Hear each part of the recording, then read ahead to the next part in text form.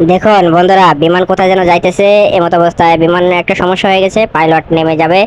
এজন্য চারপাশটা ঘুরে ঘুরে দেখতেছে যে কি পরিস্থিতি।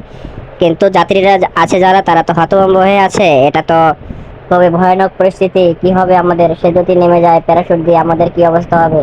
আমরা তাহলে কি নিখোঁজ হয়ে যাব, হারিয়ে যাব? এই চিন্তায় প্যাসেঞ্জাররা হতভম্ব হয়ে তাকিয়ে আছে পাইলটের দিক।